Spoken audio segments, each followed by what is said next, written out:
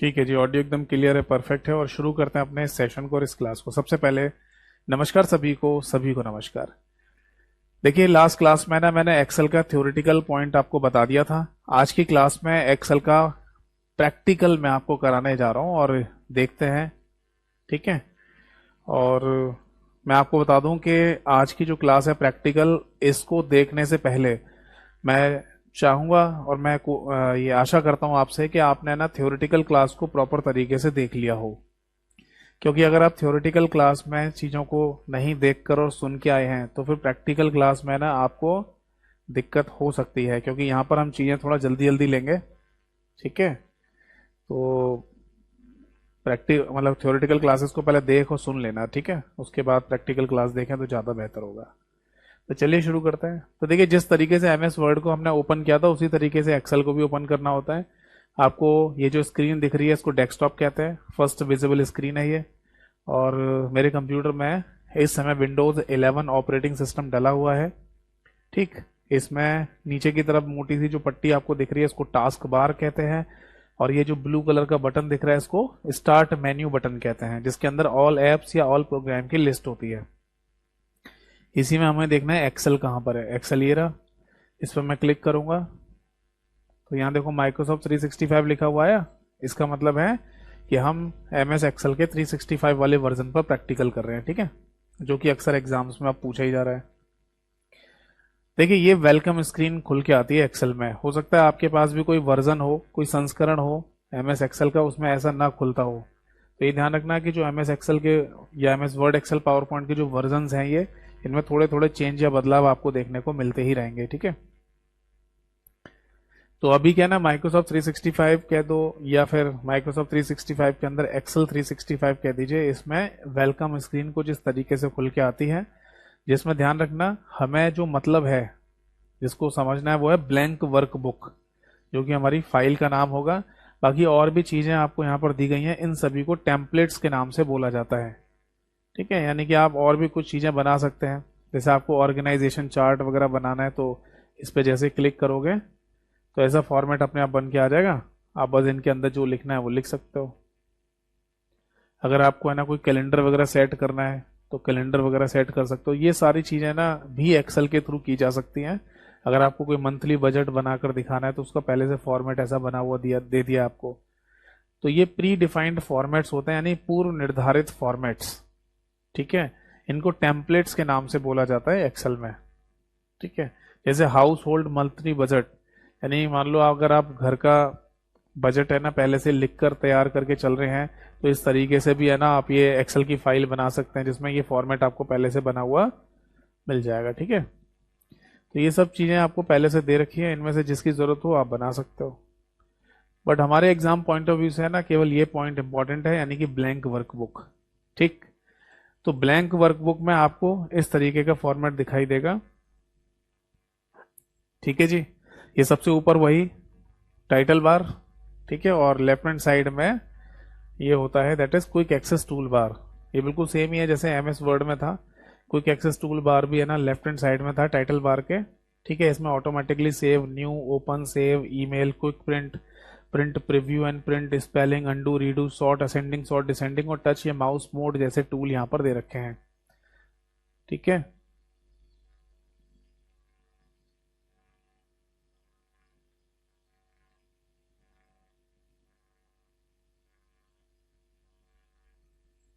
ठीक है भाई।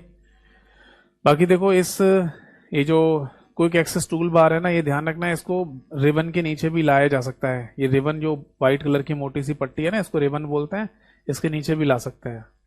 ठीक है। और ऊपर ले जाना है टाइटल बार के लेफ्ट में तो वहां पे ले जा सकते हैं। ये हमारा फाइल का नाम बुक वन लिखा हुआ आ गया, जो कि मैंने बताया था by default file name book one होता है। बीच में सर्च का ऑप्शन भी दे दिया जिसकी शॉर्टकट की ऑल्ट प्लस क्यू होती है। अगर आपको एक्सेल में कुछ भी मतलब एक्सेल में ना किसी टूल का नाम याद है, बस उसे कैसे यूज करते हैं ये नहीं पता, तो आप यहाँ पर सर्च में लिखकर उसके बारे में पता कर सकते हैं। ठीक है। जैसे मान लो सपोज दैट कि मेरे को फॉन्ट के बारे में जानना है, तो जैसे ही मैं फॉन्ट शब्द लिखूंगा यहाँ पर तो फॉन्ट के रिगार्डिंग कुछ ना कुछ यहाँ पर ये दे देगा निकाल के। ठीक है। ये यहाँ पर दिखा भी दिया कि इतने तरीके के फॉन्ट्स होते हैं। तो सर्च कर सकते हो आप यहाँ पर। लेफ्ट हैंड साइड में वही 3 बटन, ये होता है मिनिमाइज का, ये हो गया मैक्सिमाइज और रिस्टोर डाउन का, और ये हो गया क्लोज द एप्लीकेशन का। बिल्कुल सेम ही है जैसे एमएस वर्ड में बताया था मैंने आपको। फिर आ जाता है मेन्यू बार। मेन्यू बार में आपको file, home, insert, page layout, formulas, data, review, view, help और पावर पिवट, ये सारे है ना आपको मेन्यू या टैब यहाँ पर देखने को मिलेंगे। ठीक है। इसके बाद नीचे यहाँ पर आ जाता है नेम बॉक्स, यानी कि जिस भी सेल पर आप क्लिक करेंगे उसका नाम नेम बॉक्स में लिखा हुआ आएगा। और ये जो पतली सी पट्टी आपको दिखाई दे रही है इसको फॉर्मूला बार कहते हैं, यानी कि अगर आप किसी भी सेल में कुछ भी लिखिए, जैसे यतेंद्र लिखा मैंने, तो वो फॉर्मूला बार में लिखता हुआ दिखाई देगा।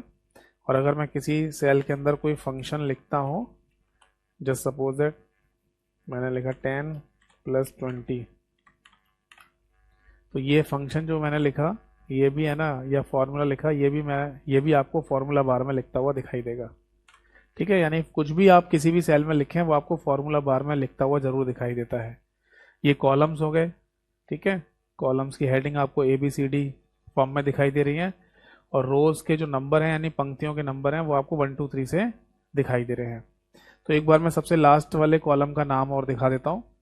देखो, सबसे पहले वाले कॉलम का नाम है ए, और सबसे लास्ट वाले कॉलम पर अगर आपको जाना है या देखना है तो कंट्रोल के साथ राइट वाली एरो की दबा दीजिए कीबोर्ड से। देखो आ गया XFD, यही लिखवाया था क्लास में। और XFD हमारा कौन सा वाला कॉलम होता है, इसका नंबर होता है 16384वां कॉलम। ठीक है। अब अगर मुझे वापस है ना ए वाले कॉलम पर जाना हो वापस लौट के, तो इसके लिए क्या करेंगे, कंट्रोल के साथ लेफ्ट वाली एरो की दबा देंगे तो वापस ए पे लौट के आ जाएंगे। उसी तरीके से अगर पहली वाली रो का नंबर 1 है और आपको सबसे लास्ट वाली रो का नंबर देखना है तो कंट्रोल के साथ डाउन एरो की दबा दो कीबोर्ड से, तो आपको 10,48,576वां नंबर दिख जाएगा। ठीक है। और अगर पहली रो पर वापस जाना है तो कंट्रोल के साथ अप एरो की दबा दीजिए तो आपको पहली वाली रो पर ले आएगा। है ना, ये वर्किंग एरिया है। इसमें आपको ये रो और कॉलम के इंटरसेक्शन की वजह से डब्बे डब्बे दिखाई दे रहे हैं, इनको सेल्स कहते हैं, और इन्हीं सेल्स में आप अपना डेटा लिखते हैं। नीचे आपको शीट नंबर 1 लिखा हुआ दिखाई दे रहा है, यानी कि आप शीट नंबर 1 में काम कर रहे हैं एक्सेल की फाइल में, जिसको वर्कबुक कहा जाता है। तो वर्कबुक में शीट नंबर 1 में आप काम कर रहे हैं। बट अगर आपको और भी शीट ऐड करनी है तो sheet number 2, sheet number 3, sheet number 4 ऐसे आप ऐड कर सकते हैं। डिलीट करना है तो डिलीट भी कर सकते हैं। ठीक है।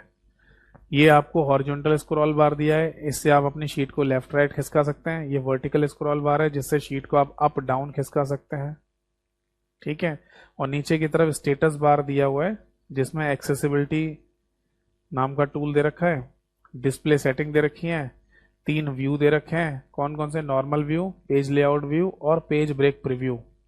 और सबसे राइट साइड में जूम का ऑप्शन दे रखा है। जूम मैंने आपको बताया था ना, मिनिमम 10%, मैक्सिमम 400% और बाय डिफॉल्ट 100% होता है। तो इस समय हमने जूम को 200% पे किया हुआ है।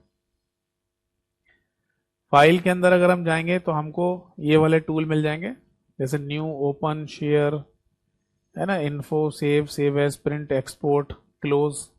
ठीक है, ये वही सारे टूल है जैसे एमएस वर्ड में बताए थे आपको। इसके बाद होम के अंदर अगर हम जाएंगे तो यहाँ पर सबसे पहले हमें ग्रुप मिलते हैं, क्लिपबोर्ड का, फॉन्ट का, अलाइनमेंट का, नंबर्स का, स्टाइल्स का, सेल्स का, एडिटिंग का, एडिंस का और एनालाइज डाटा का।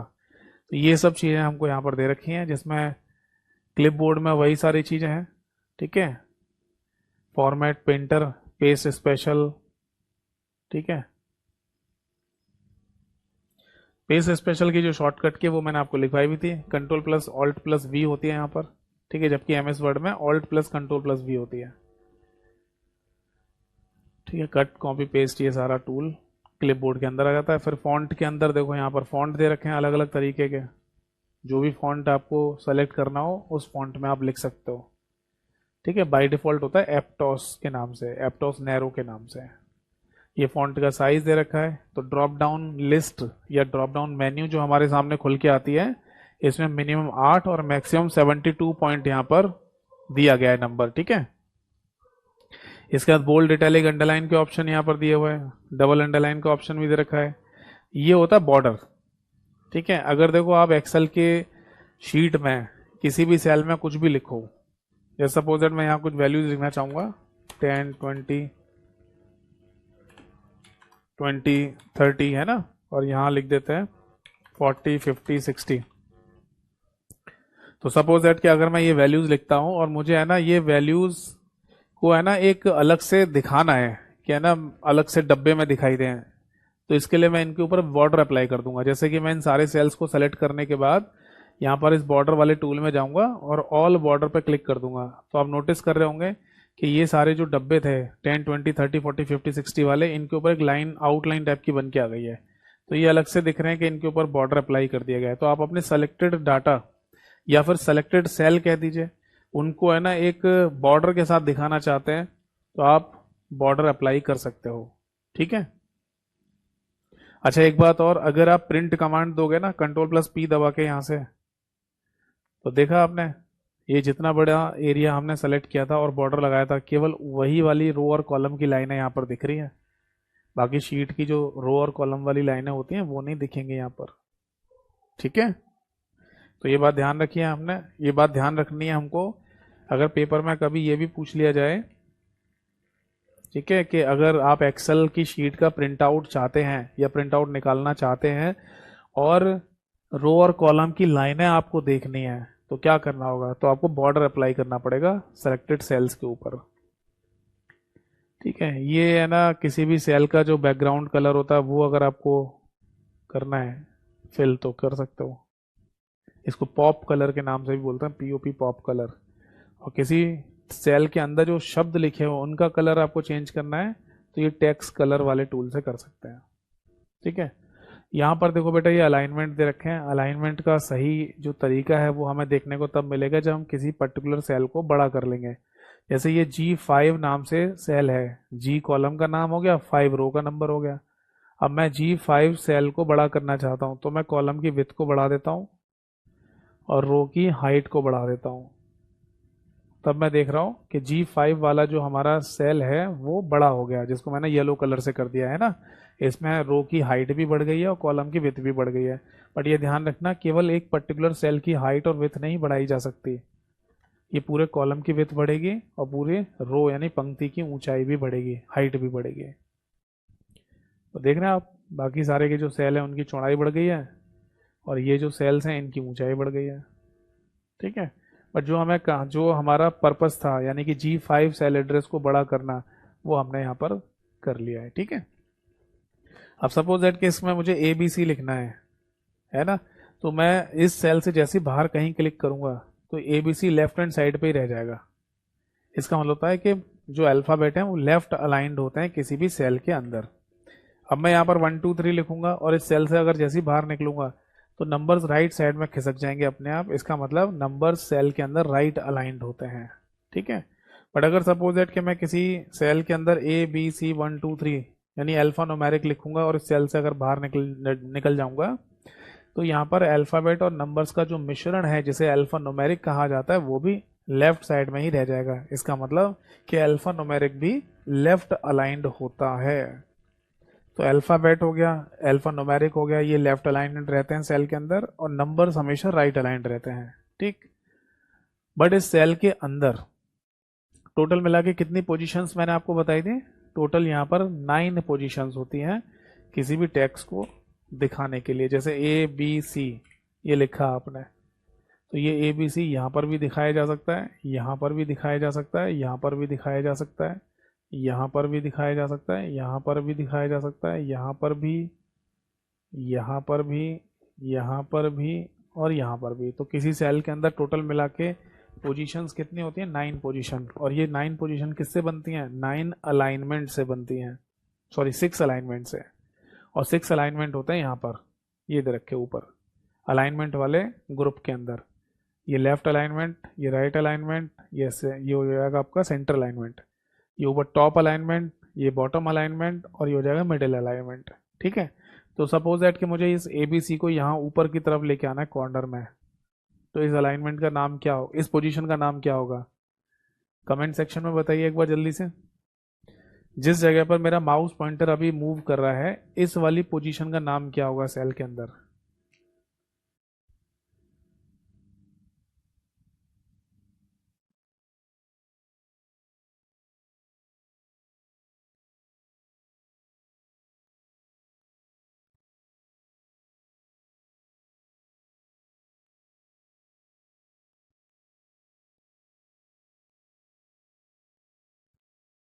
जी वेरी गुड। ज़्यादातर लोगों ने सही आंसर दिया है। तो इस वाली पोजीशन का नाम होगा बेसिकली, देखो मैं बताऊं, ये राइट हो गया और ऊपर टॉप हो गया है ना। तो अगर मुझे इस एबीसी को यहाँ इस पोजीशन पर लेके आना है जहाँ पर माउस पॉइंटर मूव कर रहा है, तो राइट और टॉप ये दो अलाइनमेंट मेरे को सेट करने पड़ेंगे, टॉप और राइट। पहुँच गया? तो मोटा मोटी बात हमें यहाँ पर ये समझ में आ गई, या मुद्दे की बात हमें यहाँ पर ये समझ में आ गई कि टोटल 6 अलाइनमेंट्स होते हैं, और उन 6 अलाइनमेंट से, है ना, आपको 9 पोजीशन सेट करने को मिल जाती हैं किसी भी सेल के अंदर। ठीक है। सपोज दैट मैं यहाँ पर लिखता हूँ यतेंद्र, और इसको बिल्कुल बीचों बीच में लाना है। तो मेरे को क्या करना होगा? मेरे को है ना सेंटर और मिडिल दोनों अलाइनमेंट को एक साथ क्लिक करना पड़ेगा, तब जाके ये बिल्कुल बीचों बीच में आ जाएगा। ठीक।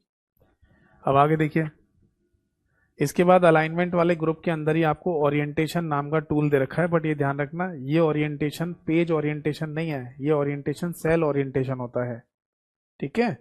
और सेल ओरिएंटेशन सेल के अंदर लिखे हुए टेक्स्ट को ओरिएंट करने के लिए दिया गया है, जिसमें आप है ना किसी भी टेक्स्ट को डायगोनली या वर्टिकली दिखा सकते हैं, जिसको क्लॉकवाइज और एंटी क्लॉकवाइज भी कहा जाता है। जैसे यतेंद्र शब्द लिखा हुआ है, इसे मैं डायगोनली दिखाना चाहता हूँ तो ऐसे दिखा दूंगा। ठीक है। वर्टिकल दिखाना है तो ऐसे दिखा दूंगा, ऐसे भी दिखा सकते हो, ऐसे भी दिखा सकते हो। तो यानी कहने का मतलब यह है कि किसी भी सेल के अंदर हम जो लिख रहे हैं टेक्स्ट, उसको है ना वर्टिकल या डायगोनल दो पोजीशन में दिखा सकते हैं। ठीक है। और इसी को है ना क्लॉकवाइज या एंटी क्लॉकवाइज करना भी कहा जा सकता है। इसके बाद रैप टेक्स्ट। रैप टेक्स्ट देख लीजिए, सपोज दैट कि मैं यहाँ पर कुछ लिख रहा हूँ यतेंद्र निगम, तो आपको लग रहा होगा कि मैं ना जो सेल एड्रेस F1 है, इसमें मैंने लिखा यतेंद्र निगम, है ना। तो यतेंद्र शब्द है ना, तो ठीक है, निगम शब्द है ना जी में चला गया, जी वाले कॉलम में। ऐसा नहीं है, वो एफ के अंदर ही है। वो अगर लगातार लिखते हैं ना तो ऐसा उसके ऊपर दिखाई देता है। ठीक। बट अगर मैं एफ और जी के बीच में जो कॉलम की लाइन है उसे माउस से पकड़ के अगर थोड़ा सा आगे बढ़ा दूं, तब मैं ना यतेंद्र निगम पूरे शब्द को F1 सेल एड्रेस के अंदर लिखता हुआ देख रहा हूं, है ना। या तब हम यहाँ पर देख सकते हैं इसको।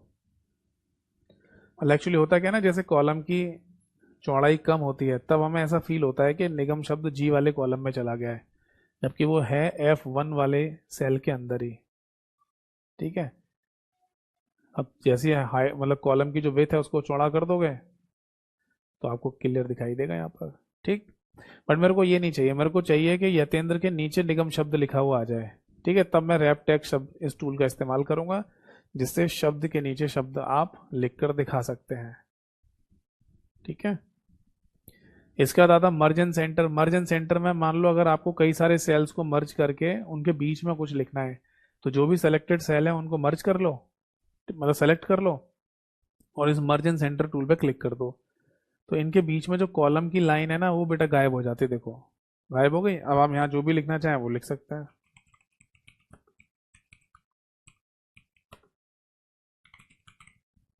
तो मर्जन सेंटर का मतलब ये होता है, यानी जितने भी सेलेक्टेड सेल्स हैं उनको सेलेक्ट कीजिए, मतलब जितने भी सेल्स आप चाहते हैं सेलेक्ट करना या मर्ज करना, उनको पहले सेलेक्ट कर लो और फिर मर्ज एंड सेंटर टूल पर क्लिक कर दो, और फिर जो भी आप लिखेंगे वो बिल्कुल सेंटर में लिखता हुआ दिखाई देगा। ठीक है। इसके बाद आ जाती है नंबर फॉर्मेटिंग।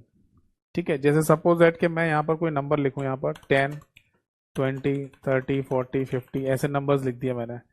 तो ये जो नंबर फॉर्मेटिंग आ रही है ना सेल के अंदर, इसको जनरल फॉर्मेट कहते हैं, या नो स्पेसिफिक फॉर्मेट के नाम से या नो स्पेस फॉर्मेट के नाम से भी बोला जा सकता है। बट इन सभी को हम चाहें तो इस फॉर्मेट में भी चेंज करके देख सकते हैं। ठीक है। ये नंबर फॉर्मेटिंग कहलाती है। इसको करेंसी फॉर्मेटिंग में लिखना है तो ऐसे लिखा हुआ आ जाएगा, इन नंबर्स को अगर आपको अकाउंटिंग फॉर्मेट में लिखना है तो ऐसे आ जाएगा। अकाउंटिंग फॉर्मेट में बस जैसे रुपीज का सिंबल है ना, वो थोड़ा गायब दूर हो जाता है, ऐसे आएगा देखो।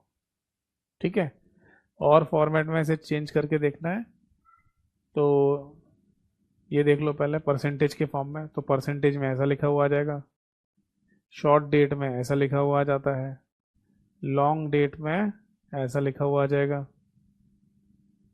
ठीक है, और ये तारीखें ऐसे क्यों लिखी हुई आ रही हैं ये मैंने आपको क्लास में समझाया था, ठीक है, याद है ना। टाइम फॉर्मेट में अभी 00 आ जाएगा,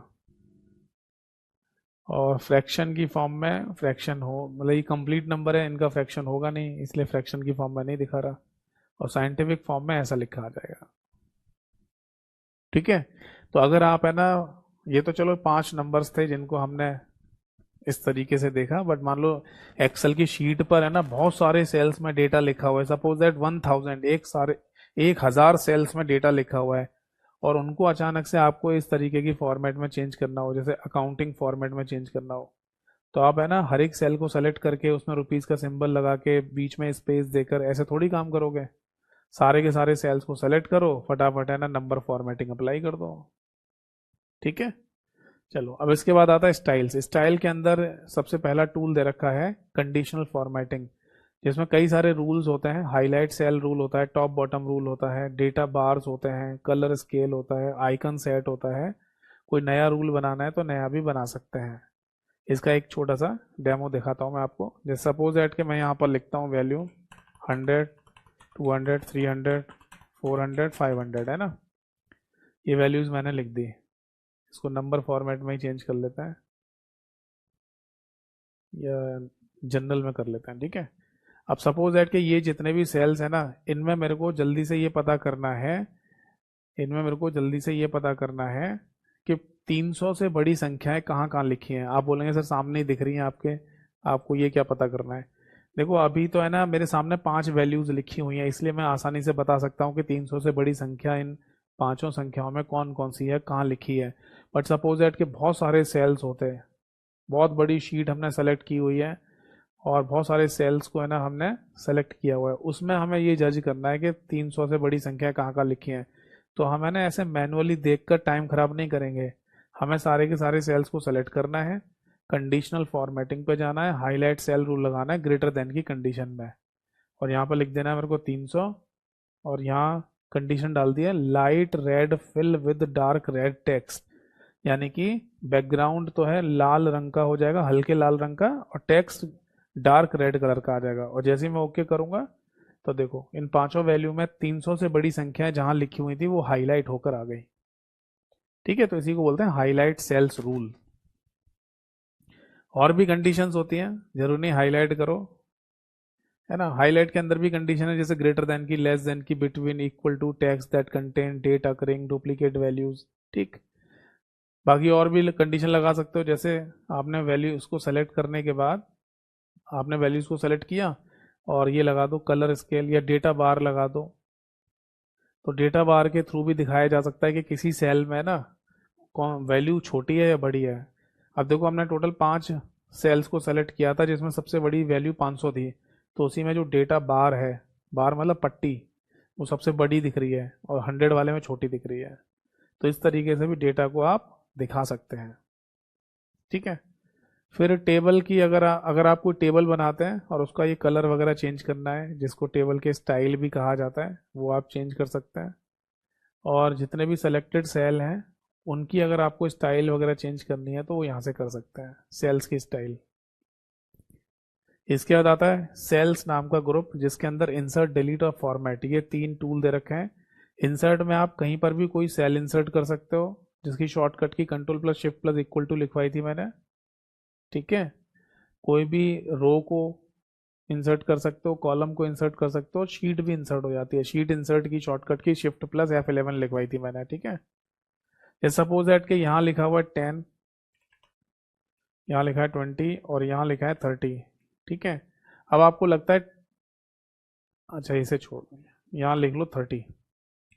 आपको कभी अगर लगे कि 10 और 30 के बीच में या 20 और लिखना था मेरे को, तो आप क्या करेंगे, यहाँ पर 30 वाले पे क्लिक करेंगे, और इंसर्ट में जाएंगे, इंसर्ट सेल पे क्लिक कर देंगे। अब आपसे पूछेगा कि जो 30 वैल्यू वाला जो सेल है, उस सेल के अंदर जो 30 लिखा हुआ है, इसे कहाँ कहाँ ले जाना चाहते हो? तो मैं इसे राइट में शिफ्ट कराना चाहता हूँ, तो शिफ्ट सेल्स राइट पे क्लिक जैसे ही मैं करूंगा तो 30 अपने आप शिफ्ट हो जाएगा और यहाँ पर जगह खाली मिल जाएगी, यानी एक सेल खाली मिल जाएगा जिसमें मैं 20 लिख सकता हूँ। समझ में आ गई बात? यानी किसी भी पर्टिकुलर सेल, मतलब कहीं पर भी आपको अगर कोई नया सेल इंसर्ट करना है तो आप कर सकते हो। ठीक है, जिस जगह पर आपको सेल इंसर्ट करना हो वहां पर पहले तो क्लिक कर दो, और क्लिक करने के बाद इंसर्ट सेल पे जब क्लिक करोगे तो वो पूछेगा कि यहाँ जो पहले से वैल्यू है इसे कहाँ ले जाना चाहते हो, तो आप राइट में ले जाओ या लेफ्ट में भी ले जा सकते हो। तो ऐसा आपको लगेगा कि दोनों के बीच में एक सेल इंसर्ट हो गया है। ठीक है जी। ऐसी कॉलम या ऐसी रो को इंसर्ट किया जा सकता है, शीट भी इंसर्ट हो जाती है। शीट इंसर्ट करने के दो तरीके हैं, यहाँ से भी कर सकते हो इस बटन पे क्लिक करके, या शॉर्टकट की अप्लाई कर सकते हो, या फिर मैनुअली नीचे ये जो शीट बार आता है इस पे भी यहाँ पर प्लस के सिंबल पे क्लिक करके भी आप शीट को ऐड कर सकते हैं। सेम चीज डिलीट भी हो जाती है। अगर आपको कभी लगे कोई सेल डिलीट करना है तो जिस सेल को डिलीट करना है उस पर क्लिक करके डिलीट सेल कर दो। ठीक है। ऐसे आपको कोई रो डिलीट करनी है, कोई कॉलम डिलीट करना है, या कोई शीट डिलीट करनी है तो यहाँ से कर सकते हैं। इसके बाद फॉर्मेट नाम का जो टूल है, इसमें आप है ना रो की हाइट और कॉलम की विड्थ को क्या करेंगे, कम ज़्यादा कर सकते हैं। ठीक है। और यहाँ पर हाइड और अनहाइड का टूल दे रखा है, जिसमें किसी भी रो को, कॉलम को या शीट को भी हाइड किया जा सकता है या अनहाइड किया जा सकता है। फिर आता है एडिटिंग नाम का ये ग्रुप। एडिटिंग नाम के ग्रुप में ना देखो, यहाँ पर ऑटो सम का एक, मतलब ऑटो फॉर्मूला नाम का टूल दे रखा है। ठीक है, जैसे सपोज दैट कि यहाँ पर वैल्यू लिखी हुई 10, 20, ठीक है, 30, 40, 50। अब आपको इनको सबको जोड़ना है तो इनको सेलेक्ट कर लो और यहाँ पर क्लिक कर दो। देखो अपने आप ही है ना, यहाँ पर नीचे 150 लिखा हुआ आ गया। इसका मीनिंग ये है कि जब आपने 10, 20, 30, 40, 50 इन पांचों को सेलेक्ट किया, तो इनको सेलेक्ट करने के बाद इस समेशन वाले या सम वाले इस टूल पर जैसे ही मैंने क्लिक किया ना, तो इनको सबको जोड़कर उसने यहाँ पर लास्ट में 150 लिख दिया है ना। ये फंक्शन को खुद से लिखने से बचाने का एक तरीका है, मतलब आप लिखना नहीं चाहते तो उस केस में है। वरना पता है यहाँ पर लिखा हुआ होगा, देखो ये रहा, जब मैंने माउस से डबल क्लिक किया ना 150 पर, तो वहां पर अंदर इक्वल टू का साइन, सम E15 से लेकर E19 तक पूरी ये सेल रेंज भी लिखी हुई आ रही है। ठीक है, इसका सिंपल सा मीनिंग आप ये समझ लो, या तो आप फंक्शन को खुद से लिखिए, नहीं लिखना चाहते हैं तो माउस से क्लिक करके भी अप्लाई कर सकते हैं, ये है मीनिंग। जैसे सपोज दैट कि मैं यहाँ इस 150 को हटा दूं और मैं खुद से है ना 10, 20, 30, 40, 50 को ऐड करना चाहता हूँ, तो मैं इक्वल टू का साइन लगाऊंगा, क्योंकि आपको पता है इक्वल टू का साइन लगाएंगे एक्सेल में तभी एक्सेल समझता है कि आप कोई फंक्शन फॉर्मूला लिखने जा रहे हो। फिर लिखेंगे सम, ब्रैकेट लगा देंगे, और देखो E15 से लेकर E19 तक मैंने सेल रेंज दे दी, ब्रैकेट बंद कर दूंगा और एंटर दबाऊंगा तो अभी 150 आ जाएगा। तो यहाँ दो तरीके हैं, या तो किसी फंक्शन फॉर्मूले को खुद से लिखो, नहीं तो माउस से क्लिक करके भी अप्लाई कर सकते हो यहाँ से। ठीक। ये ध्यान रखना कि जो सम वाला फंक्शन होता है ना, इसी की केवल एक शॉर्टकट की है, ऑल्ट प्लस इक्वल टू। मतलब क्या है इसका? इसका मीनिंग ये है, जैसे 150 को मैं फिर से डिलीट कर रहा हूँ और मैं 10, 20, 30, 40, 50 को सेलेक्ट करने के बाद ऑल्ट प्लस इक्वल टू दबा दूँ, तो भी अपने आप 150 लिखा हुआ आ जाएगा। तो पूरे एक्सेल में सम नाम के फंक्शन की ही केवल शॉर्टकट की होती है, बाकी किसी की शॉर्टकट की नहीं है। ठीक है, चलो अब आगे देखिए। इसके बाद सॉर्ट एंड फिल्टर नाम का टूल दे रखा है। अगर आपको सॉर्टिंग करनी है ए से लेके जेड तक, इंक्रीजिंग ऑर्डर में, या फिर डिक्रीजिंग ऑर्डर में सॉर्टिंग करनी हो जेड से लेकर ए तक, तो आप कर सकते हो। जैसे आपने यहाँ लिख दिया 10, यहाँ 50, यहाँ 30, यहाँ 20 और यहाँ 40, ऐसे लिख दिया आपने। अब आपको इनको अरेंज करना है तो आप सॉर्टिंग कर दीजिए, स्मॉलेस्ट से लार्जेस्ट करेंगे तो आ जाएगा देखो 10, 20, 30, 40, 50। और अगर लार्जेस्ट से स्मॉल करेंगे तो 50, 40, 30, 20, 10 ऐसे लिखा हुआ आ जाएगा। ठीक।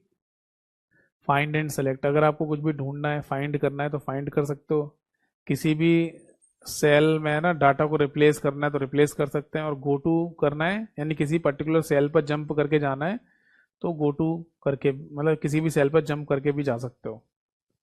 जैसे सपोज दैट है ना मेरे को किसी पर्टिकुलर सेल पे जाना है जंप करके, स्क्रॉल वगैरह नहीं करना चाहता मैं, तो गो टू टूल का इस्तेमाल मैं कर सकता हूँ। ठीक है। एडिंस नाम का भी टूल यहीं दे दिया है, यानी अगर आपको कोई पहले से यहाँ पर जो एप्लीकेशन दे रखी है उनको ऐड करना है तो ऐड कर सकते हो। जैसे जीपीटी फॉर एक्सेल वर्ड ये नाम की कोई एप्लीकेशन है, पाइथन फॉर एक्सेल नाम की एप्लीकेशन है, तो ये सब है ना, चैट जीपीटी फॉर एक्सेल है, ये अगर आपको ऐड करनी है तो आप यहाँ पर ऐड कर सकते हैं। एनालाइज डेटा में है ना, ये बेसिकली एक एडवांस फीचर है एक्सेल का जिसमें आपका जो डेटा है ना उसके अकॉर्डिंग ये चार्ट वगैरह बना के दिखा देता है। ठीक है। देखो ये कॉलम चार्ट हो गया, ये पाई चार्ट हो गया, ये लाइन चार्ट हो गया, और ये ठीक है डॉटेड फॉर्म में आ गया ये। ठीक है। तो अगर आप अपने डाटा को चार्ट की फॉर्म में देखना चाहते हैं तो एनालाइज डाटा नाम के टूल का इस्तेमाल कीजिए, जिससे आपका डाटा ऐसे चार्ट की फॉर्म में भी आ जाएगा। ठीक है। इसके बाद आता है इंसर्ट वाला मेन्यू या टैब, है ना। इसमें बेसिकली सबसे पहले आपको टेबल के ऑप्शन दे दिया है, यानी अगर आप देखो वैसे तो एक्सेल का जो स्ट्रक्चर है वो टेबल जैसा ही दिख रहा होगा आपको, है ना, रो और कॉलम। फिर भी हम चाहें तो यहाँ पर अलग से टेबल बना सकते हैं, तो आप सेलेक्ट कर लीजिए जितने भी सेल्स आपको सेलेक्ट करना है, उसके बाद टेबल फॉर्मेट पे जाइए, टेबल टूल पे जाइए, ऐसे टेबल बन जाएगी। यहाँ पर आप जो भी डेटा लिखना चाहें वो डेटा लिखो। ठीक है। और एक टूल और था जिसे पिवट टेबल कहते हैं। पिवट टेबल क्या होता है बेसिकली, अगर आपने जैसे कोई डेटा लिखा एक्सेल में, ये लिख दिया आपने और ये किसी को समझ में नहीं आ रहा, तो पिवट टेबल बेसिकली है ना एक टूल होता है जिसमें आपके डाटा को एक वेल ऑर्गेनाइज टेबल के फॉर्म में कन्वर्ट करके दे दिया जाता है, या अपने आप ही कन्वर्ट कर देता है। अब यहाँ ज़्यादा डेटा लिखा हुआ नहीं है इसलिए मैं आपको पिवट टेबल का एक एग्जांपल दिखा देता हूँ।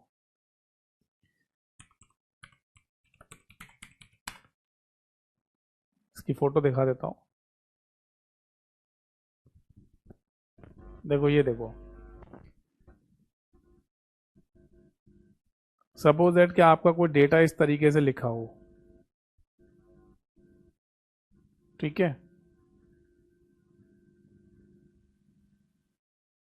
और कोई सही सा एग्जांपल है यहाँ पर।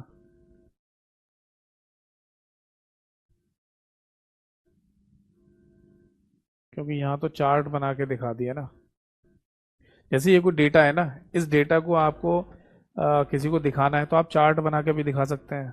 ठीक है। या फिर पिवट टेबल बना के दिखा सकते हैं, यही देख लो। ठीक है। इसको भी वैसे पिवट चार्ट ही बोलते हैं इसको, पिवट टेबल फॉर बिगनर। ये देख लो, ये जो फोटो आप देख रहे हैं इसमें ऊपर देखो पिवट टेबल बनी हुई है और नीचे पिवट चार्ट बना हुआ है, इसे चार्ट बोलते हैं। तो पिवट शब्द का बेसिकली मतलब क्या होता है, PIVOT, पिवट। इसका सिंपल सा मतलब होता है कि किसी भी कॉम्प्लेक्स डाटा को आसान तरीके से देखना। ठीक है। किसी भी कॉम्प्लेक्स डाटा को मतलब एक कोई डेटा आपके सामने लिखा हुआ है और आप समझ नहीं पा रहे उसको देखकर, आप एनालाइज नहीं कर पा रहे कि ये क्या है, किस तरीके से लिख दिया किसी ने, तो उसको सिंपल आसान तरीके से दिखाने के लिए पिवट टेबल का और पिवट चार्ट का इस्तेमाल किया जाता है, ताकि कोई व्यक्ति इस डाटा को देखे तो उसे आसानी से चीज़ें समझ में आ जाएं। ठीक है। मैंने आपको क्लास में लिखवाया भी था ना कि कॉम्प्लेक्स डेटा को इजी वे में देखने के लिए पिवट टेबल का इस्तेमाल किया जाता है, पिवट टेबल बना दी जाती है। क्योंकि सपोज दैट आपने एक्सेल की कोई फाइल बनाई, ठीक, और उस फाइल को है ना आपने किसी को दिखाया और सामने वाला व्यक्ति देखकर समझ ही नहीं पा रहा कि आपने किस तरीके से लिखा है, तो अभी तो बेकार ही है ना। तो इसलिए हमें क्या करना होता है, पिवट टेबल बना देनी होती है ताकि सामने वाले व्यक्ति कोई भी आसानी से समझ जाए। इसके बाद देखो पिक्चर वही टूल है, यानी कि आप अपने कंप्यूटर से कोई फोटोग्राफ को है ना यहाँ पर ला सकते हो। अभी दो टूल दे रखे हैं, या तो किसी सेल के अंदर फोटोग्राफ को लाना है या फिर पूरी शीट के ऊपर फोटोग्राफ को लाना है, दोनों तरीके दे रखे हैं यहाँ पर। कोई शेप या आकृति अगर आपको यहाँ पर लानी है तो वो भी आप ला सकते हो, बना सकते हो। ठीक है। कोई आइकन, यानी कि जो एनिमेटेड आइकन होते हैं वो अगर आपको एक्सेल की शीट पे लाने हो तो वो ला सकते हैं यहाँ से। ठीक है। कोई 3D मॉडल अगर आपको लाना हो ठीक है, एक्सेल की शीट पर तो 3D मॉडल आ जाएगा इस तरीके से। स्क्रीनशॉट अगर आपको लेके आना है तो स्क्रीनशॉट में क्या होता है आपको पता ही है। जैसे स्क्रीनशॉट वाले टूल पर क्लिक करेंगे तो आपकी फाइल मिनिमाइज हो जाएगी, नीचे टास्क बार में चली जाएगी, और बैकग्राउंड से, यानी आपकी फाइल के बैकग्राउंड से अगर आप कुछ भी क्रॉप करके लाना चाहें तो वो यहाँ पर ला सकते हैं। इसको बोलते हैं यहाँ पर स्क्रीनशॉट। स्क्रीनशॉट कह दो या स्क्रीन क्लिपिंग भी बोल देते हैं इसको। ठीक है, इसके बाद है ना स्मार्ट आर्ट होता है। स्मार्ट आर्ट मैंने आपको बताया था, प्री डिफाइंड ग्राफिक्स को कहा जाता है, जिसमें आप कुछ लिखना चाहें तो लिख भी सकते हैं। जैसे ये स्मार्ट आर्ट मैं यूज़ करना चाहता हूँ तो ऐसे बन के आ जाएगा। ठीक है, अब यहाँ जो भी आपको लिखना हो वो आप लिख सकते हो। यहाँ ए लिख दो, यहाँ बी लिख दो, यहाँ सी लिख दो, जो भी लिखना है आप लिख सकते हो। ठीक है,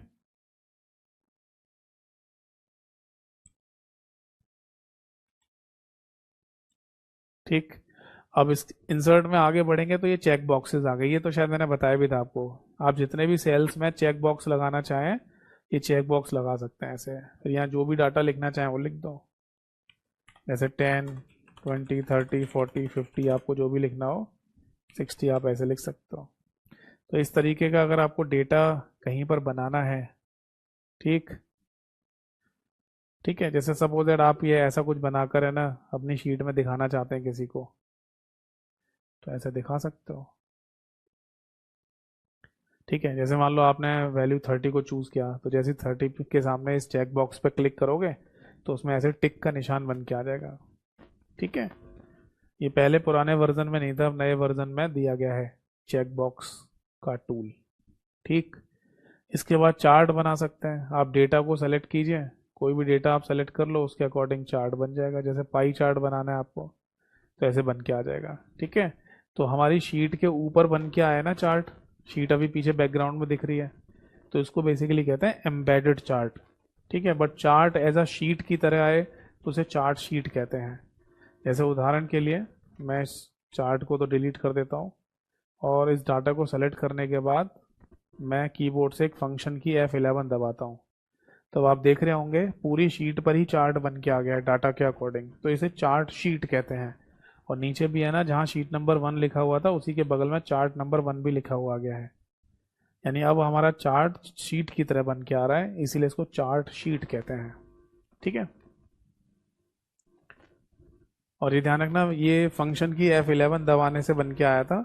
और ये भी ध्यान रखना कि एक्सेल में अगर कोई डाटा आप सेलेक्ट करते हैं तो बाय डिफ़ॉल्ट जो चार्ट बन के आता है आपके सामने अपने आप, वो कॉलम चार्ट होता है।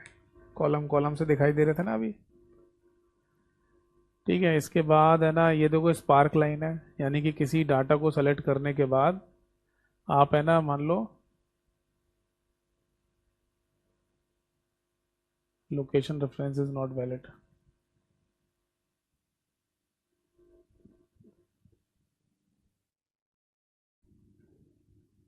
F15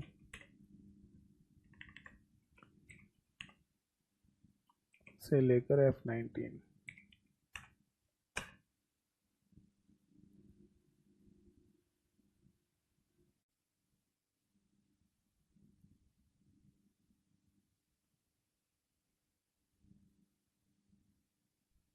चलिए मैं ऐसे ही दिखा देता हूँ आपको। जैसे मान लो आपने कुछ पर्टिकुलर सेल को सेलेक्ट किया, ठीक है, और फिर आप है ना ये इस तरीके का कुछ दिखाना चाहते हैं।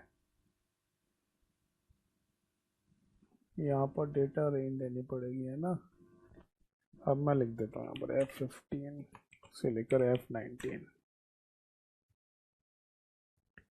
ठीक है, मतलब कहने का ये है कि किसी भी है ना सेल के अंदर आपको कुछ ऐसा चार्ट टाइप का दिखाना है। ठीक है, कुछ वैल्यूज को सेलेक्ट करने के बाद ऐसे सेल के अंदर जैसा बन के आ जाए।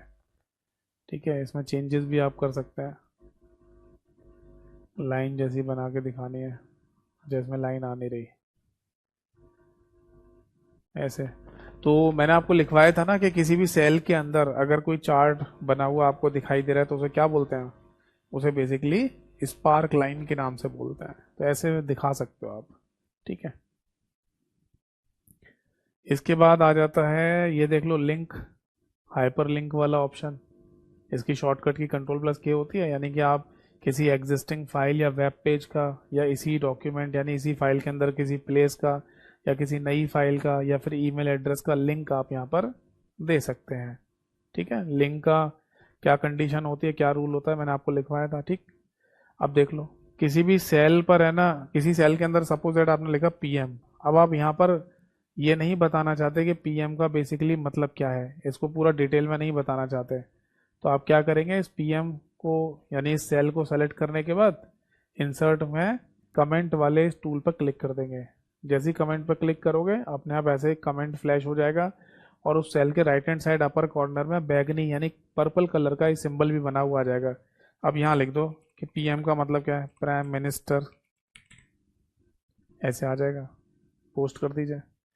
तो अभी तो है ना जो कमेंट था वो गायब हो गया ना, बट मैं माउस पॉइंटर को जैसे ही इस पर्पल के सिंबल पे ले जाऊंगा तो यहाँ पर लिखा आ जाएगा प्राइम मिनिस्टर। तो यानी जिसके पास भी ये शीट होगी वो वैसे तो दिखेगा कि यहाँ पर PM शब्द लिखा हुआ है, बट जैसे ही वो देखेगा कि इस सेल के right hand side upper corner में पर्पल कलर का सिंबल बना हुआ है, मतलब यहाँ पर कोई कमेंट लगा हुआ है, तो जैसे ही माउस पॉइंटर को ले जाएगा वो देख लेगा कि PM का मतलब प्राइम मिनिस्टर है। ठीक है, मतलब कोई भी इंफॉर्मेशन जो आप सेल के अंदर नहीं दिखाना चाहते उसे कमेंट में भी शो कर सकते हैं, दिखा सकते हैं। आपको लगता है कि मुझे कहीं पर्टिकुलर टेक्स्ट बॉक्स बनाकर कुछ इंफॉर्मेशन लिखनी है, तो आप टेक्स्ट बॉक्स बना सकते हैं, ऐसे टेक्स्ट बॉक्स भी बन जाता है, अलग से कहीं पर भी बना सकते हो। ठीक है, तो इंसर्ट के अंदर आपको टेक्स्ट नाम के इस ग्रुप के अंदर टेक्स्ट बॉक्स बनाने का टूल दिया जाता है। फिर आता है हेडर फूटर। देखो हेडर फूटर पर जैसे मैं क्लिक करूंगा तो हमारी जो एक्सेल की शीट है वो अब पेजेस के फॉर्म में दिखाई देगी। थोड़ा छोटा करके दिखाऊं, देखो पेज जैसे दिख रहे हैं, MS वर्ड के जैसे पेज थे उसी तरीके से पेजेस आपको दिखाई दे रहे हैं। ये हमारी एक्सेल की पूरी शीट है। अब जितने एरिया में मैंने काम किया हुआ है उतना एरिया वाइट कलर से दिखाया जा रहा है बस, बाकी ऐसा दिखा रहे हैं। ठीक है, बट ये ऐसा हुआ कैसे, ये कैसे दिखाई दिया मुझे ये चीज, तो वैसे तो मैंने हेडर फूटर नाम के टूल पर है ना क्लिक किया था, वैसे तो मैंने हेडर फूटर नाम के टूल पर क्लिक किया था, बट ये चीज है ना हमें एक बेसिकली व्यू में दिखाई दे रही है। ठीक है, व्यू का मतलब व्यू कौन सा है, देखो यहाँ पर व्यू वाले मेन्यू या टैब में जाएंगे ना तो यहाँ पर देखना आपको 4 व्यू देखने को मिलेंगे, normal view, page break preview, page layout और कस्टम व्यू। तो बेसिकली हमें जो शीट दिखाई देती है नॉर्मली वो तो नॉर्मल व्यू कहलाता है जिसमें हम काम कर रहे होते हैं। बट अगर हम चाहें तो पेज लेआउट व्यू पर जैसे ही क्लिक करेंगे, ठीक है, पेज लेआउट व्यू पर जैसे ही क्लिक करेंगे तब हमारी एक्सेल की शीट पेजेस के फॉर्म में दिखाई देगी। समझ में आ गया सभी को? जब पेजेस के फॉर्म में देखते हैं ना तब कई सारी चीजें आ जाती हैं, ऊपर रूलर भी आ जाता है, यहाँ पर हेडर लिखने का टूल आपको दे दिया जाएगा, नीचे है ना फूटर लिखने का टूल आपको मिल जाएगा। ठीक है, बट हेडर फूटर कह दो, रूलर कह दो और एक्सेल की शीट पेजेस के फॉर्म में कह दीजिए, ये तभी दिखाई देगी जब आप एक्सेल की शीट का व्यू नॉर्मल से हटाकर पेज लेआउट व्यू पर क्लिक करेंगे। ठीक है, पेज लेआउट व्यू में ही आपको ये चीजें दिखेंगी। ठीक, अब आगे देखो, इसके बाद है ना आपको यहाँ पर इक्वेशन दे रखी है, मतलब कोई गणित की इक्वेशन है जो आप लिख नहीं पा रहे हैं तो यहाँ से आप चूज कर सकते हैं कहीं पर भी। ठीक है, सपोज दैट ये इक्वेशन आपको कहीं पर लिखनी है, दिखानी है, तो ऐसे आप दिखा सकते हैं। ठीक है, सेम वही है जैसे MS वर्ड में था। अगर कोई सिंबल है जो आपको कीबोर्ड पर नहीं मिल रहा है या कंप्यूटर में कहीं नहीं मिल रहा है तो यहाँ पर ढेरों प्रकार के सिंबल हैं, जैसे ये कॉपीराइट का सिंबल है, देखो ये अगर आपको चाहिए तो ये भी आपको मिल जाएगा, देखो यहाँ पर। ठीक है, चलो अब आगे देखिए।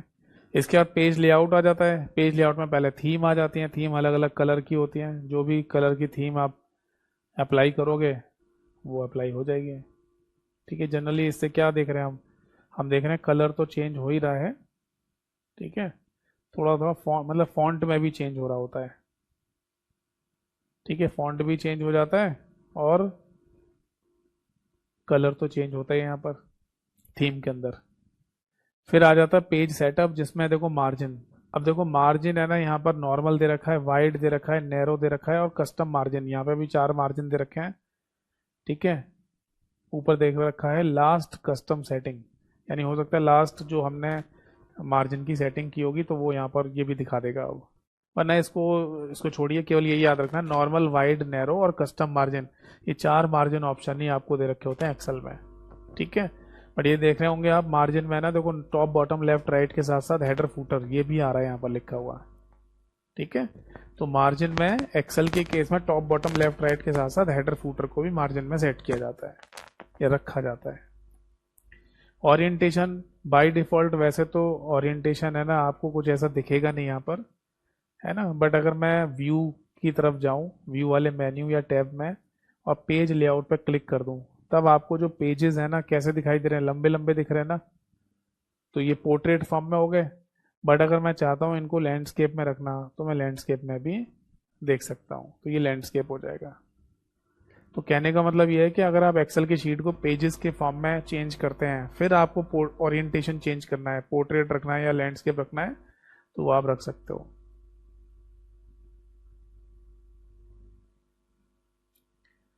फिर आता है साइज, पेपर का साइज। सपोज दैट कि आप है ना प्रिंट आउट निकालना चाहते हैं, तो ये पेपर के साइज यहाँ पर दे रखे हैं लेटर के नाम से, tabloid, legal, statement, executive, A3, A4, A5, B4, B5, है ना। तो ये पेपर के साइज के नाम है, जिसमें ये ध्यान रखना कि लेटर हमारा बाय डिफॉल्ट पेपर का साइज होता है एक्सेल में, जबकि MS वर्ड में बाय डिफॉल्ट पेपर का साइज A4 होता है। ठीक है। फिर एक ये देख लो बैकग्राउंड, अगर आपको कोई बैकग्राउंड में फोटो डालनी है एक्सेल की शीट पर, तो अपने कंप्यूटर से ना किसी भी फोटोग्राफ को आप सेलेक्ट कर लो, तो बैकग्राउंड में फोटो भी आ जाएगी। ठीक है। ये आ जाता है फॉर्मूला वाला आपका टैब या मेन्यू, जिसके अंदर आपको ढेर सारे फॉर्मूले दे रखे हैं। ये फंक्शन लाइब्रेरी दे रखी है बेसिकली, और इस फंक्शन लाइब्रेरी में देखो कितने सारे फॉर्मूले फंक्शन की कैटेगरी दे रखी है। जैसे ये ऑटो सम वाले हो गए, मतलब ऑटो वाला ऑप्शन भी यहाँ दे दिया जो होम के अंदर था। ये रिसेंटली यूज फंक्शन यहाँ पर लिस्ट बना के दे दिया है। ये फाइनेंशियल फंक्शन की लिस्ट है। ये लॉजिकल फंक्शन की लिस्ट है। ये टैक्स फंक्शन की लिस्ट है। ये ध्यान रखना कि लिस्ट शब्द मैं नॉर्मली बोल रहा हूँ बस यहाँ पर, वरना अगर किसी भी ऑप्शन पर क्लिक करें और नीचे की तरफ गिरते हुए लिस्ट आपको दिखाई दे, तो उसको ड्रॉप डाउन मेन्यू या पुल डाउन मेन्यू कहा जाता है। ठीक है। टैक्स फंक्शंस हो गए, डेट और टाइम के फंक्शंस हो गए, लुकअप एंड रेफरेंसेस के फंक्शन हो गए, मैथ्स एंड ट्रिग्नोमेट्री के फंक्शंस हो गए। मोर फंक्शन में स्टैटिस्टिकल फंक्शन है, इंजीनियरिंग फंक्शन है, क्यूब फंक्शन है, इंफॉर्मेशन फंक्शन है, कंपैटिबिलिटी फंक्शन है, और वेब के फंक्शन भी होते हैं। बट इतने सारे फंक्शन फॉर्मूले आपको नहीं पढ़ने, इतना ज़्यादा नहीं पूछा जाएगा। ठीक है। तो जो फंक्शन फॉर्मूले इंपॉर्टेंट हैं, बेसिक बेसिक हैं, वही पेपर में पूछे जा रहे हैं। तो उनके लिए मैंने आपको बताया था क्या करना है। आपको है ना मेरे यूट्यूब चैनल पे जाना है, वहाँ पर आपको एक क्लास मिल जाएगी। मैं फिर से दिखा देता हूँ।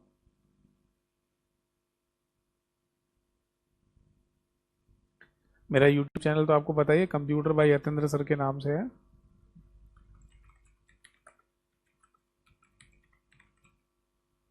ठीक है।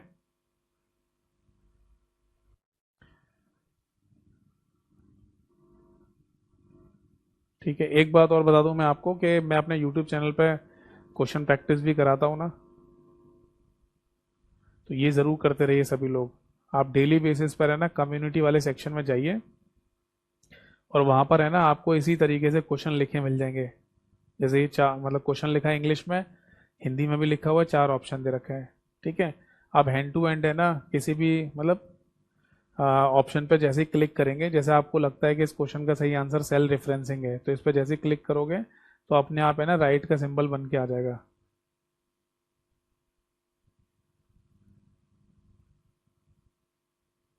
अच्छा, वो अकाउंट ऐड करने के लिए बोल रहे हैं, चलो कोई नहीं। वो आप है ना जब अपने कंप्यूटर या मोबाइल में करेंगे तो ऐसी प्रॉब्लम नहीं आएगी जो अभी आई थी। ठीक है। तो सेल रेफरेंस पे जैसे क्लिक करोगे, हैंड टू हैंड यहाँ पर लिखा हुआ आ जाएगा, ये राइट है, करेक्ट आंसर है या रॉन्ग है। ठीक है। और अच्छा, लाइक करने के लिए भी बोल रहा है कि अकाउंट ऐड करो पहले। ठीक है भाई।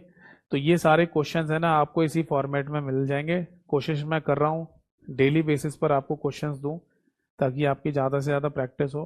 ठीक है। और जब आप इन क्वेश्चंस के आंसर कर लें, ठीक है, तब फाइनली आप प्लेलिस्ट वाले सेक्शन में जाना, और इन्हीं क्वेश्चन की जो एक्सप्लेनेशन है वो मैं यहाँ पर करा रहा हूँ। MCQ practice for all exam के नाम से प्लेलिस्ट है। इसमें आज ही मैंने क्लास ली है, क्लास नंबर 37 के नाम से। ठीक है, तो ये मैं क्लास ले रहा था, इसमें सारे क्वेश्चंस को मैंने एक्सप्लेन भी किया है। तो आपका है ना, देखो मॉक टेस्ट देने का जो मेथड है वो मेरे यूट्यूब चैनल से ही हो जाएगा, आपको कहीं मॉक टेस्ट वगैरह देने की ज़रूरत नहीं है। ठीक है, आप कम्युनिटी वाले सेक्शन में क्वेश्चन आंसर करिए और उनका explanation MCQ practice for all exam में लेटेस्ट वाली क्लास में देख लो। ठीक है, जैसे मैं अभी कम्युनिटी वाले सेक्शन में और कुछ क्वेश्चन डालूंगा, फिर जब वो क्वेश्चन डाल दूंगा उसका एक्सप्लेनेशन वीडियो फिर जब बना के डाल दूंगा यहाँ पर, वो यहाँ पर आ जाएगी क्लास नंबर 38 के नाम से। ठीक है, तो ये जरूर जरूर करते रहिए। चलिए, तो वापस आ जाते हैं और जो मैं दिखाना चाह रहा था वो दिखाता हूँ अब आपको। आपको जाना है ना प्लेलिस्ट वाले सेक्शन में, और प्लेलिस्ट वाले सेक्शन में एक प्लेलिस्ट है एमएस ऑफिस के नाम से, और इसमें एक ही क्लास है एमसीक्यू, इसमें एक ही क्लास है ऑल एक्सेल फार्मूला के नाम से। ठीक है, ये मैंने क्लास के बीच में भी आपको दिखाया था। तो यहाँ पर एक्सेल के जितने भी इंपॉर्टेंट फार्मूले फंक्शन है वो मैंने यहाँ पर डिस्कस कर लिए हैं। ठीक है, इनको आप देखिए, आराम से समझिए, पेन पेपर लेके बैठिए, क्योंकि ये मैथमेटिकल टॉपिक है ना, इसमें रेक्टाफिकेशन से काम नहीं चलेगा। पेन पेपर लेके बैठेंगे तो काम हो जाएगा। ठीक है, तभी आप एक्सेल के जो क्वेश्चंस आते हैं फंक्शन फॉर्मूले वाले पेपर में उनके आंसर दे पाएंगे। ठीक है जी, चलो अब आगे देखो। इसके बाद ये आगे के जो टूल दे रखे हैं ये थोड़े एडवांस हो जाते हैं, जिनके पेपर में आपके क्वेश्चन नहीं पूछे जाते हैं। ठीक है, डेटा डेटा के केस में भी मैंने आपको समझाया था, यहाँ पर वही टूल ज़्यादा दे रखे हैं। जैसे कि आपको किसी दूसरी फाइल से या किसी दूसरे सोर्स से डाटा को इंपोर्ट कराना हो एक्सेल की शीट में, जैसे यहाँ पर गेट डेटा नाम का जो टूल दे रखा है, इसमें किसी फाइल से आप है ना एक्सेल की अपनी फाइल में डाटा को इंपोर्ट करा सकते हैं। जैसे कि किसी दूसरी एक्सेल की फाइल से डाटा इंपोर्ट कराना हो आपको, या किसी टेक्स्ट फाइल से, या किसी एक्सएमएल फाइल से, या जेसन फाइल से, या पीडीएफ फाइल से, या किसी फोल्डर में से कोई डाटा उठा के आपको लाना हो, तो इस तरीके से आप डाटा ला सकते हैं। ठीक है, या मान लो कोई डेटाबेस की फाइल बनी हुई है, ठीक है, जैसे एसक्यूएल सर्वर डेटाबेस हो गया, एनालिसिस सर्वर सर्विसेज हो गया, या माइक्रोसॉफ्ट एक्सेस डेटाबेस हो गया, या SQL server analysis services database हो गया। इन डेटाबेस की जो फाइलें हैं, यहाँ से अगर डेटा आपको इंपोर्ट करा के लाना है अपनी एक्सेल की फाइल में तो ला सकते हो। जैसे ये लिखा हुआ आ रहा है, अगर आप पढ़ पा रहे हैं तो यहाँ लिखा हुआ import data from Microsoft Access database, यानी कि माइक्रोसॉफ्ट कंपनी की एक और एप्लीकेशन है एमएस ऑफिस के अंदर ही, एमएस एक्सेस के नाम से। ये है एमएस एक्सेल। तो एमएस एक्सेस नाम की एप्लीकेशन से आप डाटाबेस फाइल बना सकते हैं। अब उस डाटाबेस फाइल का डाटा आप एक्सेल की फाइल में इंपोर्ट कराना चाहते हैं, लाना चाहते हैं, तो वो यहाँ से ला सकते हैं।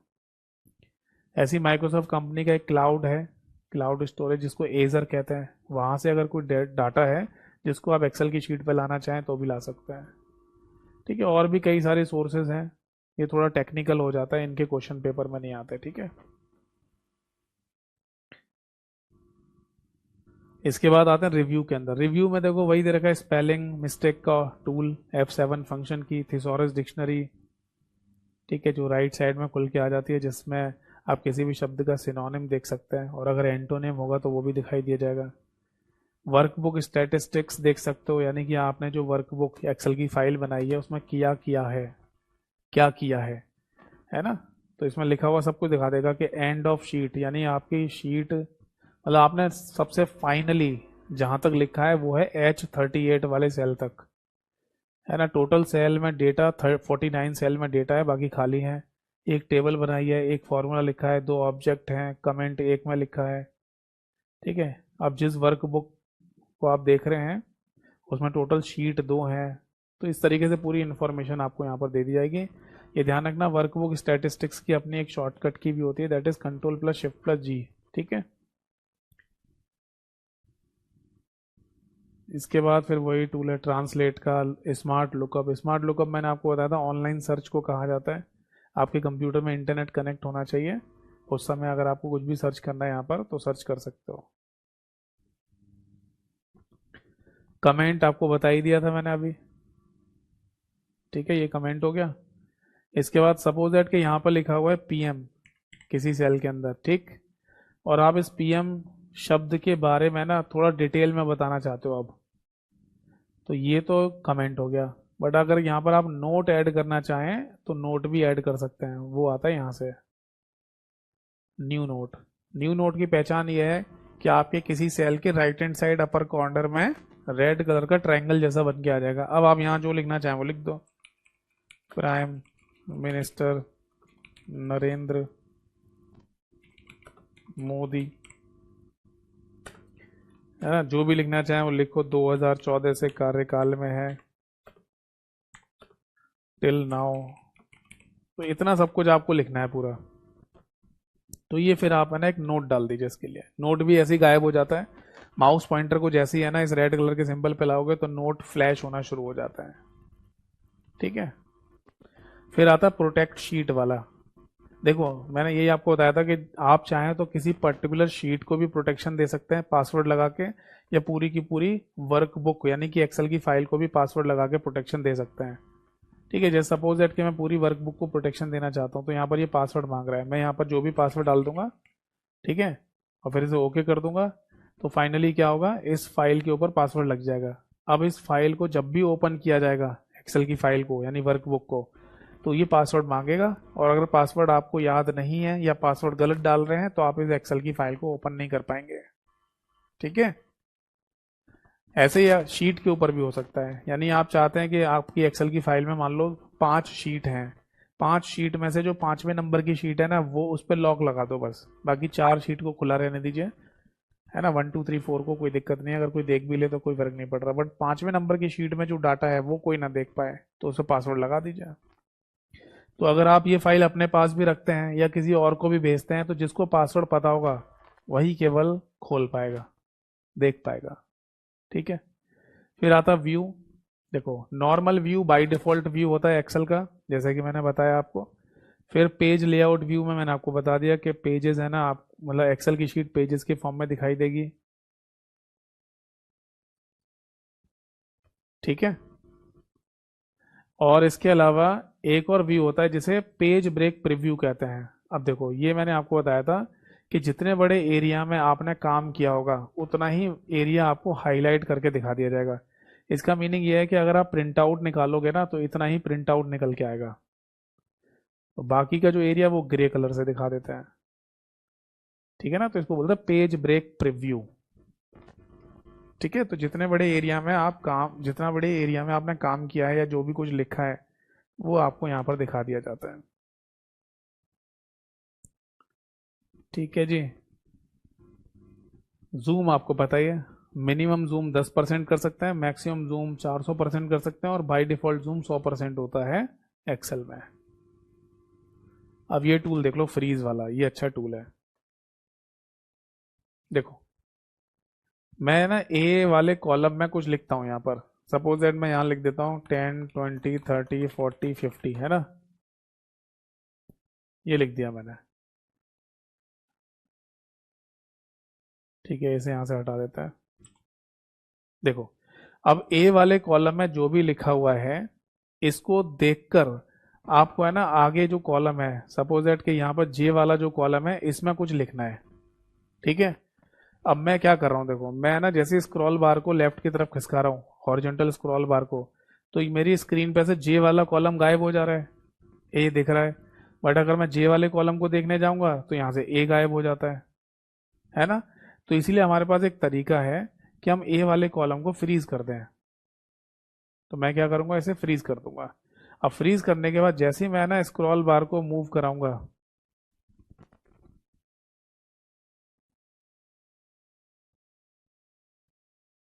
देखो इसे ऐसे दिखाता हूँ, जैसे ए वाला कॉलम है इसको मैं फ्रीज करना चाहता हूँ, है ना, तो मैंने फ्रीज कर दिया ए वाले कॉलम को। अब मैं जैसे ही ना मूव करूंगा, देखो मेरी बाकी की जो शीट है ना वो मूव कर रही है ना, और ए वाला जो कॉलम है वो फ्रीज हो गया, रुक गया वहीं पे। तो सपोज दैट कि मेरे को जे वाले कॉलम में कुछ लिखना है या मैच कराना है। जैसे मान लो यहाँ अमित लिखा हुआ है, यहाँ राम लिखा हुआ है, यहाँ श्याम लिखा हुआ है, यहाँ रवि लिखा हुआ है, यहाँ कुमार लिखा हुआ है, ठीक है। तो मैं ये चेक करना चाहता हूँ कि 10वें नंबर पे, एक काम करते हैं थोड़ा सा और बड़ा कर लेते हैं। अब देखो, यानी 10वें नंबर, ये जो 10 नंबर लिखा हुआ है या 10 नंबर लिखा हुआ है, इसके सामने जे वाले कॉलम में किसका नाम है? तो जे वाला कॉलम मेरे को दिख रहा है नहीं। तो अब मैं फ्रीज कर दिया ना मैंने ए वाले कॉलम को, तो जैसे ही मैं हॉरिजॉन्टल स्क्रॉल बार से शीट को मूव कराऊंगा राइट की तरफ, तो यहाँ देखो लिखा हुआ आ गया। मतलब जे वाला कॉलम मुझे दिख जाएगा और उसके नाम भी दिख जाएंगे। अब मैं मैच कर लूंगा कि 10 नंबर किसको मिले हैं, अमित को। 20 नंबर किसको मिले हैं, राम को मिले हैं। 30 नंबर श्याम को मिले हैं। इस तरीके से ये टूल काम करता है, फ्रीज वाला। तो जैसे किसी कॉलम को आपको फ्रीज करना है तो कॉलम को भी कर सकते हैं, किसी रो को फ्रीज करना चाहें तो रो को भी कर सकते हैं। तो 3 टूल आते हैं यहाँ पर, ठीक है। पहले तो किसी भी रो या कॉलम को आप इस टूल से फ्रीज कर सकते हैं, जो सबसे ऊपर लिखा हुआ है फ्रीज पेन के नाम से। फिर सबसे पहली रो को अगर आप फ्रीज करना चाहते हैं तो उसे फ्रीज टॉप रो कहते हैं, और सबसे पहले वाले कॉलम को फ्रीज करना चाहते हैं तो उसे फ्रीज फर्स्ट कॉलम कहा जाता है, ठीक है। तो यहां से आप कर सकते हो, ठीक है। स्प्लिट टूल देख लो, स्प्लिट के थ्रू है ना आपकी जो फाइल है उसको, देखो छोटा करके दिखाता हूँ।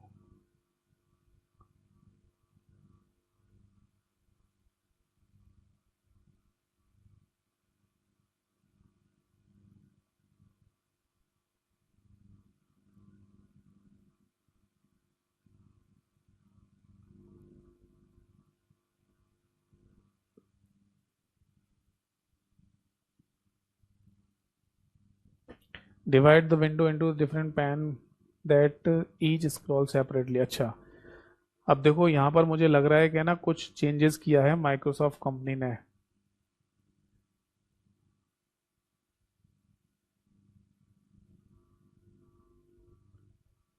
कुछ चेंज हुआ है यहाँ पर।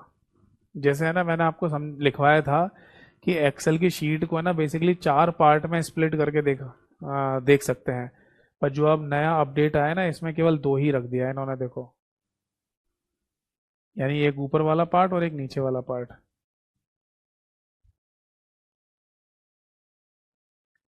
ये लेफ्ट राइट के लिए हो गया, बाकी हाँ वही है। देखो कुछ है ना चेंजेस या बदलाव किए हैं माइक्रोसॉफ्ट कंपनी ने वर्ड एक्सेल पावर पॉइंट में। जैसे कि एक चेंज या बदलाव है ना उसमें भी कर दिया है, याद है आपको? MS वर्ड में मैंने आपको सब स्क्रिप्ट और सुपर स्क्रिप्ट की शॉर्टकट की लिखवाई थी। तो सब स्क्रिप्ट की जो शॉर्टकट की होती थी ना वो थी कंट्रोल प्लस इक्वल टू।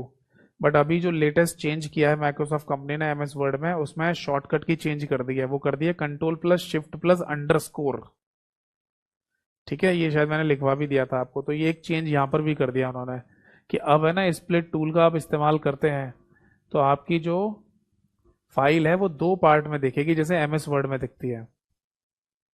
यानी ऊपर भी वही फाइल खुली हुई है बुक 1, और नीचे भी वही फाइल खुली हुई है बुक 1, ठीक है। जैसे यहाँ अमित के आगे कुछ आप लिखोगे ना, मान लो यतेंद्र लिखना है आपको, तो फाइल तो एक ही है ना ये, तो दोनों जगह लिखता हुआ दिखाई देगा,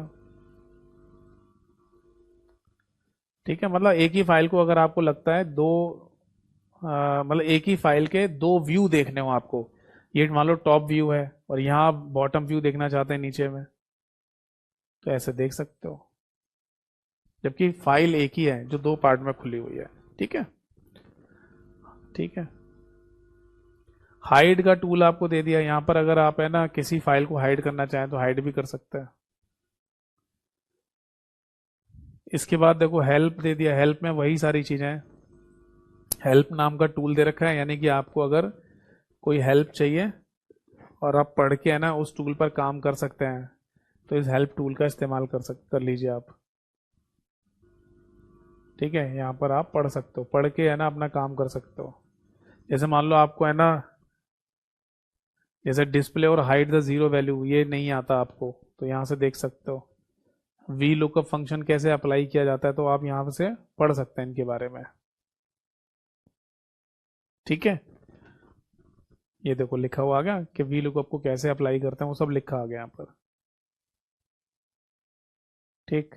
बट सपोज दैट कि अगर आप है ना पढ़ के नहीं समझ पा रहे हैं, तो आपको है ना वीडियो ट्यूटोरियल भी बना के दिए जाते हैं, ताकि उन वीडियो को देखकर भी आप समझ जाओ कि कोई फंक्शन है, फॉर्मूला है, वो कैसे अप्लाई किया जाता है। तो यहाँ पर देखो वीडियोस भी आ गए हैं। जैसे मान लो रो कॉलम और सेल को कैसे मैनेज करते हैं, इसका वीडियो आपको देखना है। ठीक है, और इसमें देखो insert delete cell row column, इस पर क्लिक करेंगे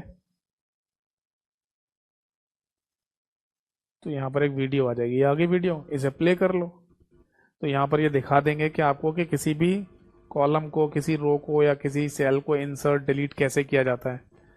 तो आप ये चीज यहाँ से देख कर भी कर सकते हो। ठीक है भाई, समझ आ गया। ये मिलेगा आपको शो ट्रेनिंग नाम के टूल में। कॉन्टेक्ट सपोर्ट में ना आपके साथ एक रोबोटिक चैट होगी माइक्रोसॉफ्ट कंपनी की, आप कुछ लिखिए उधर से रिप्लाई आ जाएगा। बट ऐसा नहीं है कि कोई व्यक्ति आपको रिप्लाई कर रहा होगा, ये एक रोबोटिक चैट होती है। ठीक है। फीडबैक में अगर आप माइक्रोसॉफ्ट कंपनी को कोई सजेशन फीडबैक देना चाहते हैं तो आप यहाँ से लिख कर दे सकते हैं। ठीक है, अगर माइक्रोसॉफ्ट कंपनी को ठीक लगेगा तो उस पर वो काम करेंगे। इसके बाद है ना ये आ जाता व्हाट्स न्यू में। आपको बताइए अगर एक्सेल में कोई नया चेंज या बदलाव होता है और आपको ये बात ना पता चले, तो आप यहाँ व्हाट्स न्यू में जाकर भी देख सकते हो। ठीक है। फिर कम्युनिटी नाम के ग्रुप में है ना आपको कम्युनिटी नाम का ये मिल जाएगा एक टूल, और एक्सेल ब्लॉग। तो मैंने आपको लिखवाया था कम्युनिटी बेसिकली एक्सपर्ट लोगों की कम्युनिटी होती है। ठीक है, उनसे अगर आप कनेक्ट होना चाहते हैं, उनकी चीज़ों को देखना चाहते हैं तो देख सकते हैं। और एक्सेल ब्लॉग में बेसिकली लेटेस्ट न्यूज़ वगैरह जो एक्सेल के रिगार्डिंग होती हैं वो आती रहती हैं। ये दोनों वेबसाइट के थ्रू ही होता है। जैसे मैं यहाँ दिखा देता हूँ आपको। ठीक है, इस तरीके से वेबसाइट खुल जाएगी।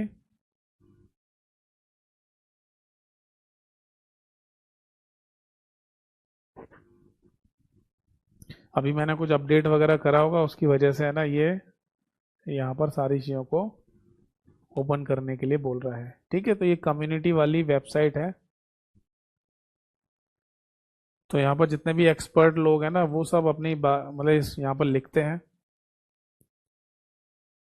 ठीक है, तो आप पढ़ सकते हो।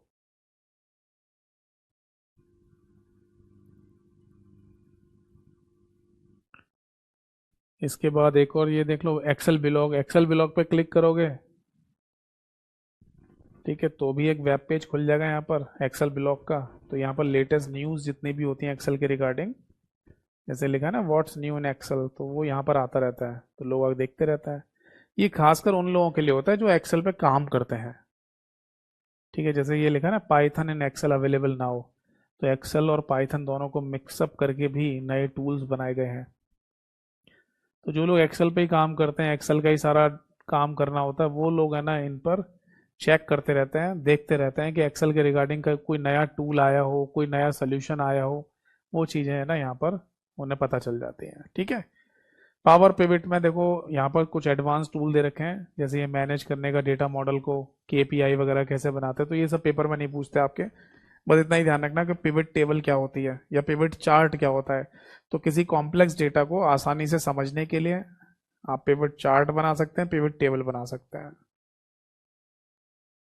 क्लियर है जी, समझ आ गया सभी को।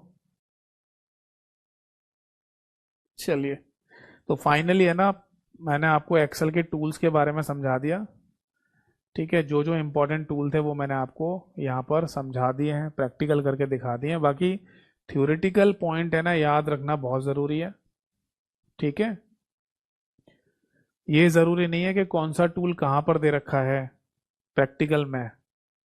ठीक है, या फिर मैंने मर्जन सेंटर पे क्लिक किया तो ऐसा हो गया था, या मैंने है ना मैंने मान लो अगर यहाँ पर पेज लेआउट पे क्लिक किया था तो ओरिएंटेशन ऐसे चेंज कर लिया था।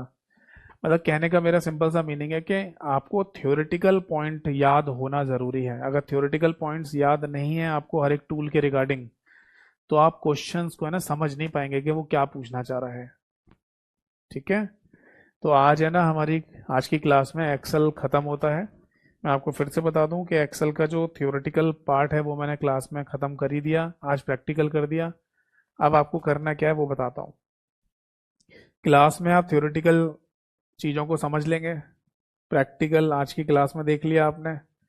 अब इसके अलावा है ना आपको एमसीक्यूज प्रैक्टिस करने हैं। तो 100 एमसीक्यूज यानी कि 100 एमसीक्यूज की, एक्सेल के एमसीक्यूज की पीडीएफ फाइल मैंने अपने टेलीग्राम चैनल पर दी हुई है। टेलीग्राम चैनल का नाम पता ही है आपको और जुड़ भी चुके होंगे, कंप्यूटर बाय यतेंद्र सर के नाम से। उसमें 100 क्वेश्चन है इंपॉर्टेंट। उन 100 क्वेश्चन को ट्राई करना। किसी भी क्वेश्चन में डाउट आए तो आप आराम से क्लास के एंड में भी पूछ सकते हैं, या फिर व्हाट्सएप पे भी पूछ लेना, जहां आपका मन करे। मैं जैसे जैसे समय मिलता है रिप्लाई करता रहता हूँ सभी के। तो एक आइडिया लग जाएगा एक्सेल को पढ़ने के बाद कि एक्सेल के क्वेश्चन किस तरीके से आएंगे, कैसे पूछे जाएंगे। ठीक है भाई, चलो तो अब कोई डाउट है तो पूछे, नहीं तो मिलेंगे अगली नेक्स्ट क्लास में।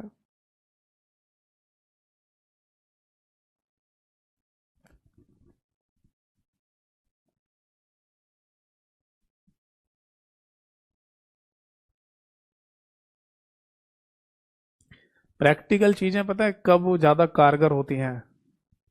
वो तब कारगर ज्यादा होती हैं या ज्यादा इफेक्टिव होती हैं जब आप खुद भी बैठे हो। जैसे सपोज दैट कि आप एक कंप्यूटर पे बैठे हुए हैं और मैं आपके साथ खड़ा हुआ हूँ और आपको बताता जा रहा हूँ, देखो ये चीज यहाँ होती है, और आप खुद से भी करते जा रहे हो, तब प्रैक्टिकल ज्यादा मतलब इफेक्टिव होता है, प्रभावी होता है। ठीक है? या मैं अपने कंप्यूटर पे कर रहा हूँ, उधर आप भी अपने कंप्यूटर पे कर रहे हो, तो प्रैक्टिकल का फायदा है। ये जो आजकल है ना एक भेड़ चाल जैसी नहीं है कि कुछ चीजों को बस खोल के दिखा दिया, देखो भाई यहाँ पर होता है ना? तो वहां पर है ना बेसिकली आपको है ना चीजें दिख जाती हैं, बट आप खुद से थोड़ी उन ऑप्शंस पर क्लिक करके देख रहे हो, तो आपको याद रहे या न रहे इस बात की कोई गारंटी नहीं है। ठीक है, चलो कोई डाउट है? एक बच्चे ने लिखा है सर व्हाट्सएप चैनल पर डाल देना। व्हाट्सएप चैनल पर अभी है ना व्हाट्सएप ने पीडीएफ डालने का टूल दिया नहीं है।